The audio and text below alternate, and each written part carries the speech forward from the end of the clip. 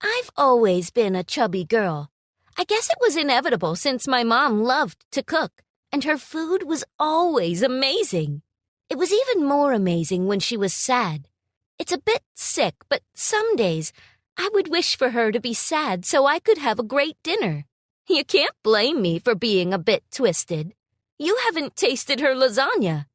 Anyway, my name's Lana, and back when I was in high school, I was in love with this boy. His name was Andy. He was handsome, tall, and built like Hercules. I daydreamed so much about him the girls started making fun of me for it. They would laugh because they all said I was ugly and fat, and a guy like Andy would never ever be with me. I wanted to prove them wrong. Andy hated the attention. When one of the girls stole my notebook and showed him the many, many pages where I had written our names together and drew hundreds of hearts around them, he scrunched his face up in disgust. "You're weird. You're a creep, and I don't want you to ever come near me." I was heartbroken. I ran home and buried my face in my pillow. I cried myself to sleep while listening to sad love songs. Songs were my only escape. When I listened to music, when I sang, I was a different person. When I sang, I felt like everything would be all right. In the morning, Mom fixed me up with a lovely breakfast, and the world was whole again. And the months rolled by. I forgot all about Andy. But I guess Andy didn't forget about me. Years later, he came knocking at my door. He brought me flowers. And I was so happy, I ran out of there and went on the best date ever. I guess you could say that life happened to Andy. He got out of school and thought the real world would worship him like they did in high school. Nobody saw him as the king anymore, and he got himself a normal job that paid the bills. But then none of the girls he dated wanted much to do with him. And after being sad about that for a while, he settled on me. He knew I would still love him, and I did, even though I knew why he was with me. I still felt like the queen of the world when he walked hand in hand with me to our 5-year high school reunion. In my head, I was thinking, I sure showed those girls. They told me Andy would never want me. And now look at us. But that smugness didn't last for long. 'Cause as soon as those same group of girls came towards us, Andy let go of my hand and stood further away. All night, I watched as those girls tried to get Andy's attention. And he gave all his attention to everyone but me. When I tried to insert myself into their conversations, Andy blew up. "Will you get out of my space? Geez, you're suffocating. Can't you see I'm talking with people?" I was mad. I was furious. How could he be the one who's mad when he ignored me all night? "Yeah, you're having a conversation with everyone but me, your girlfriend. You're having conversations with the same girls who rejected you after high school, but now that you're unavailable, suddenly you're attractive again? Huh?" Andy pushed me. "Girlfriend? Who said you were my girlfriend? I'm seeing Hannah now. She just became my girlfriend 10 minutes ago. You were just a pit stop. I would never date a girl like you." "It's actually funny you'd think that. I mean, there's a huge mirror on that wall. Why don't you go stare at yourself there? You're ugly, fat, and short.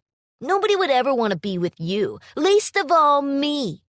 That was my first breakup ever. And it hurt. A lot. Especially because everyone who heard it sided with him. They laughed at me, told me I deserved it for being an ambitious fool, told me to go look for someone my level. They all said I was unlovable, all because I wasn't thin and didn't look like a model. I moved back to my mom's house that night, and I cried into her arms.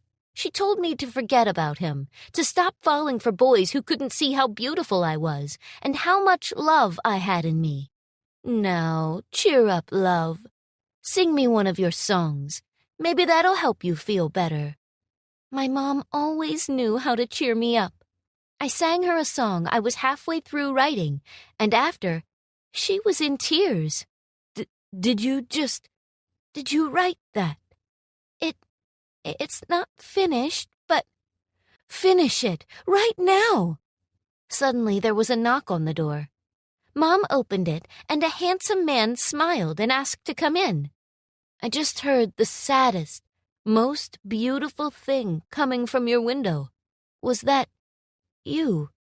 "Oh, goodness, not me. My daughter. Her name's Lana." He shook my hand and gave me a card. "Nice to meet you, Lana. I'm Liam. You have a face just as beautiful as your voice. Call me in the morning, will you? I'd like to change your life." He excused himself and was gone as soon as he had come. I looked down at his card and my jaw dropped. Liam was an executive at a famous music company. I laughed so hard my mom thought I'd lost my mind. I showed her Liam's card, and she started laughing too. We laughed and we jumped like we had just won the biggest lottery in the world. Because we had. Liam did change my life. He made me live at his villa, and we just wrote and wrote and wrote songs. I wrote about Andy, about missing him. Liam listened to me sing endlessly. And a year later, he took me to the studios where many world-famous singers had recorded their songs. We released the album a few months later, and all my wildest dreams came true. My songs were an instant hit. Money fell out of the sky like rain, and I was more famous than I ever thought possible. People on the street recognized me. They knew my name. They sang my song to me. It made me cry how so many people could relate to all the pain that I felt, especially the song I wrote about Andy. Before long, I was invited to Hollywood, and I won 3 Grammys in one night. I was so nervous that I almost lost my train of thought when, during my acceptance speech, I thought I saw Andy in the crowd. But when I blinked, he was gone. I was the toast of the town. It was exhilarating being loved after believing for so long that I was unlovable. Liam took me out and we had a dinner to celebrate. I didn't stop thanking him for giving me my dream that night. When we were about to fly back, a commotion broke out behind us. I thought it was some of the fans who came to wish us a good trip back home. But when I turned around, I saw a man running towards me. I couldn't see his face, but he was reaching for something inside his coat, and I got scared. I was afraid for my life. But then he took out a bouquet of flowers, and they were the very same ones he gave me those many years ago. It was Andy. My bodyguards rushed at him and restrained him. They held his hands behind his back and asked me if I was okay. "Please, please, I'm sorry. I love you. Take me back, please." I have to admit, it was very romantic to have something that only happens in movies happen to me. He ran across the runway just to get my attention. But I could see in his eyes he didn't mean those 3 words. He never really did. He just wanted me for what I made of myself, for what he could get from me. "Let me go. She knows me. You remember me, don't you?"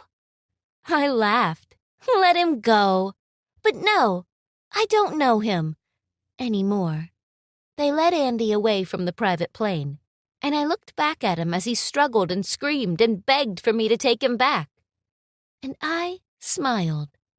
When the plane landed, there were thousands of people waiting for me at the airport. And when I got back home, there was a line of guys trying to ask my mom to let them in, trying to ask for my hand in marriage. It amused her to no end, and it was kinda nuts to experience. Here I was, the chubby girl everyone made fun of, and there was a line of guys outside my house. I did a concert to thank my fans at home. They sang with me. They laughed at my stories with me. But in the middle of the concert, some girls ran up the stage and stole the mic. "Oh my God! Hi guys! We're Lana's friends from high school. She used to date my boyfriend." "Yeah, do you remember us? We used to hang out so much." The crowd applauded, thinking it was a touching reunion of old friends. but I wasn't about to let those girls profit from me. I took the mic from them and said the truth loudly for everyone to hear. Yeah, definitely. I remember very clearly how you called me fat and unlovable and ugly. Thank you, by the way. I couldn't have written those songs without you. The crowd booed them and security dragged them off stage. It felt really satisfying. When the concert finished, there were so many people crowding my car that the driver could barely drive away.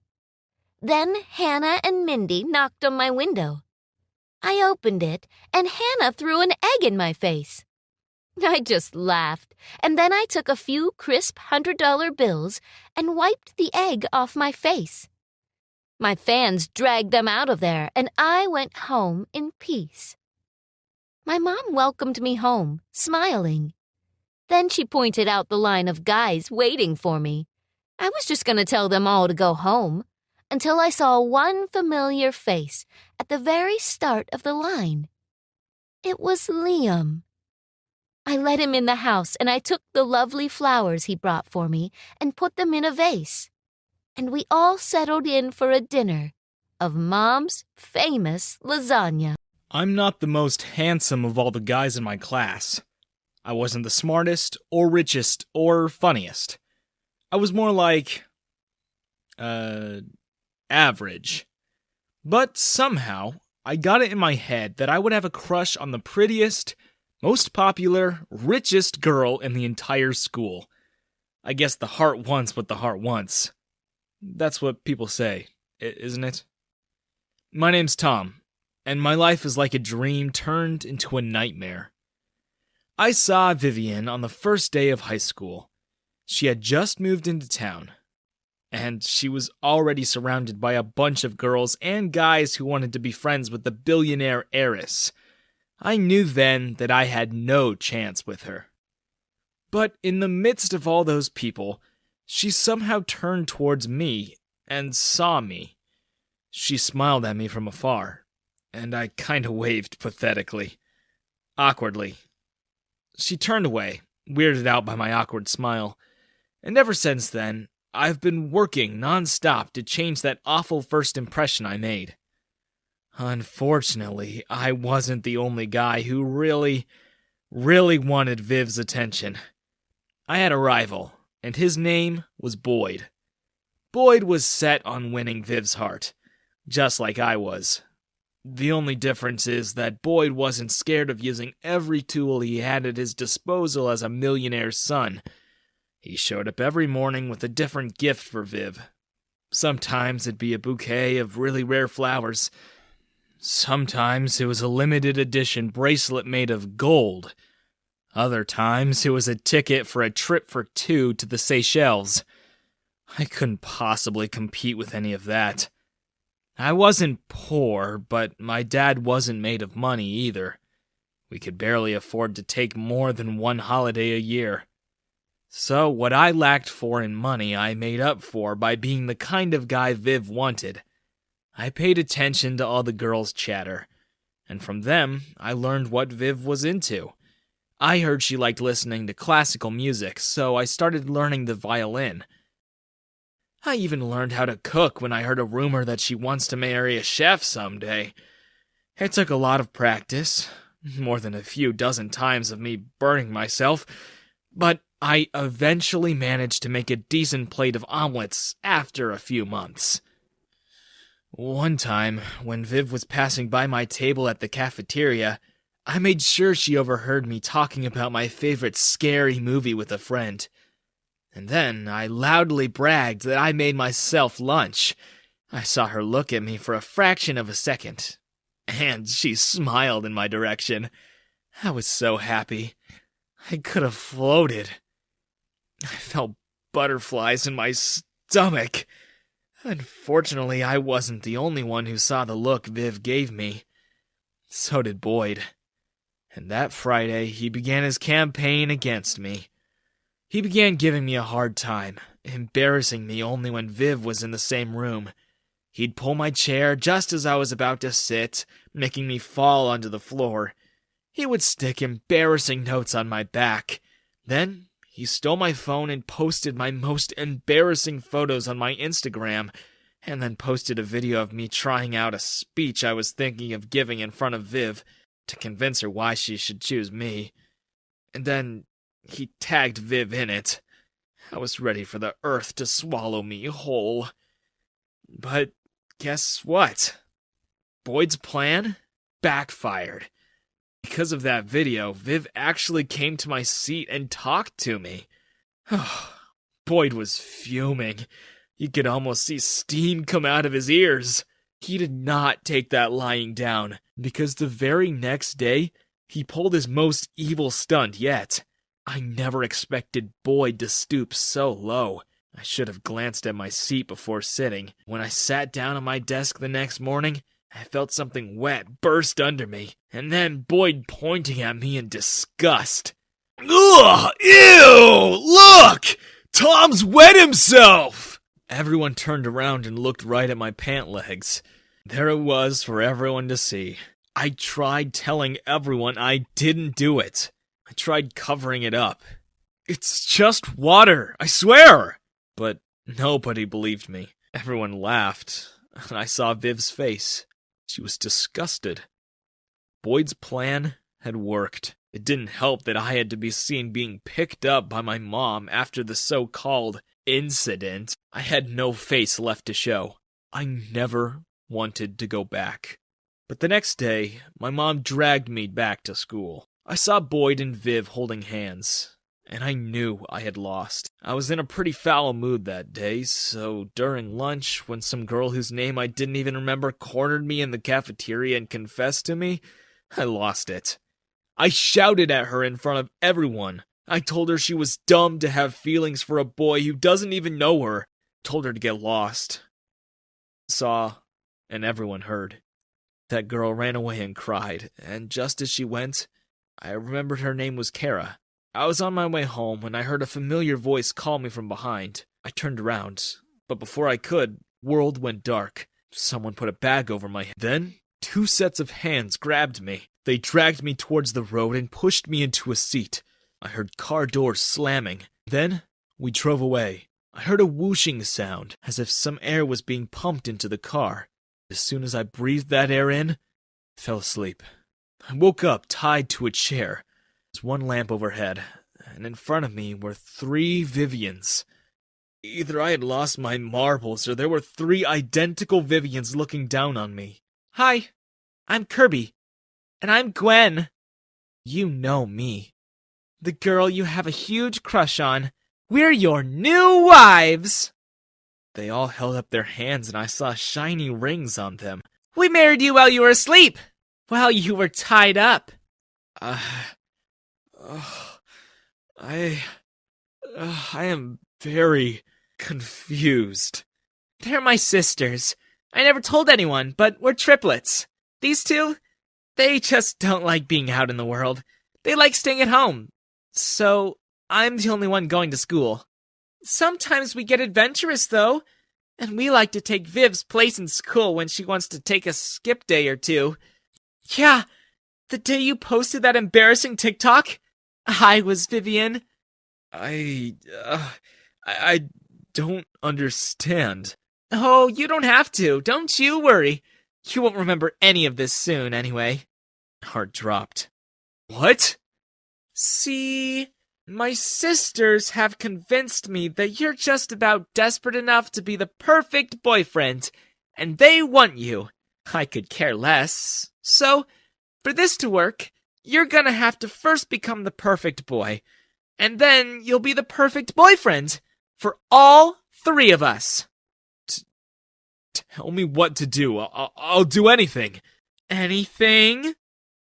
Anything. I had no idea what I was signing up for. I thought my dream was coming true. And there was not just 1 Vivian, but 3. But when Kirby and Gwen began to drag me to a tall glass cylinder, quickly realized that the dream was gonna be a nightmare. What? What's that? What are you doing to me? Oh, relax. It's just a vat of electrolytes and some harmless stuff. We call it the Transformator 3000. We use it to make the perfect boys. It's not always perfect, but that's the point of experiments, isn't it? Experiment? Oh, yes! You'll be the perfect boyfriend. If you make it, that is. What?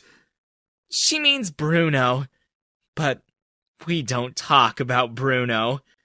What happened to Bruno? Enough talk! Girls, lower the subject in. I protested and kicked and screamed. But the walls were so thick my voice just reverberated around the room.